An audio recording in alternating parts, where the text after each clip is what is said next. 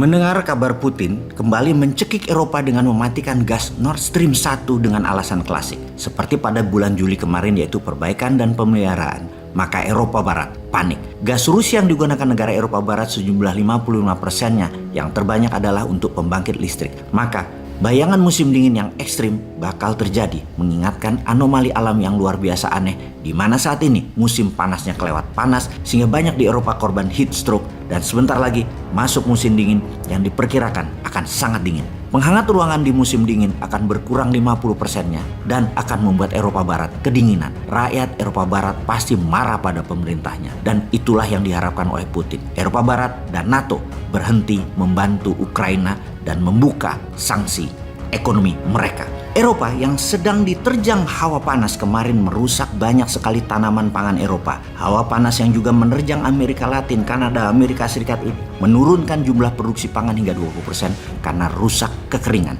Dunia agaknya sedang tidak baik-baik saja. Tanaman pangan banyak yang gagal. Harga-harga di Eropa yang utama sudah naik belasan persen.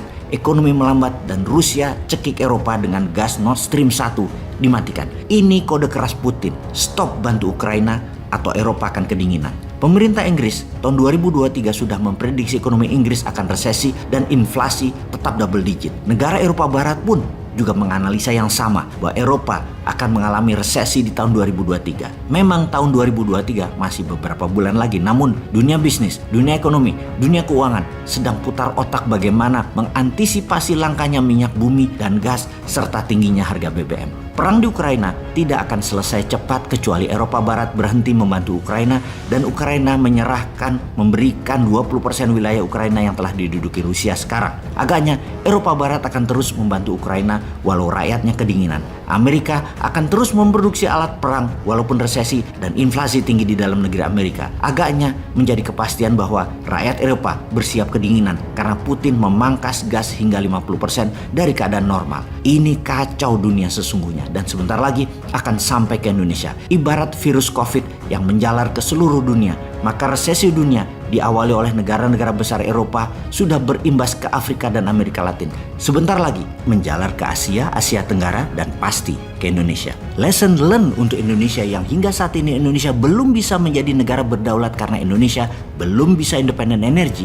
Indonesia belum ada produk yang didominasi untuk tingkat dunia dan daya beli masyarakat yang terus turun adalah belum menunjukkan strategi berekonomi akan antisipasi resesi Indonesia yang pasti akan sampai ke Indonesia itu ada. Kalau hanya menaikkan suku bunga agar menarik uang beredar atau ditambah tidak memberikan kredit agar uang beredar terjaga dan inflasi rendah, suatu hari akan kena batas bawahnya, yaitu tidak ada uang beredar produktif dan sangat tidak konsumtif.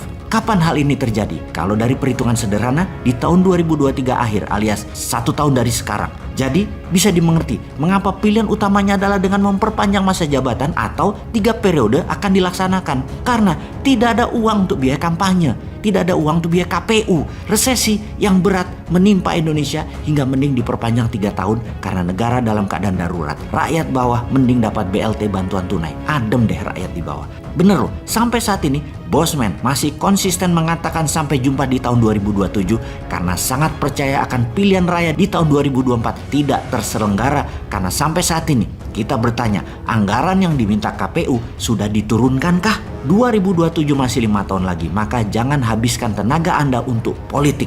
Percayalah, tidak 3 periode, tapi perpanjangan 3 tahun. Baru kemudian tambah 3 periodenya. Sungguh, menambah jabatan misalnya 3 tahun itu biasa dan telah dilakukan di banyak negara dan banyak pemimpin negara yang telah melakukannya dengan berbagai alasan dan sudah terjadi.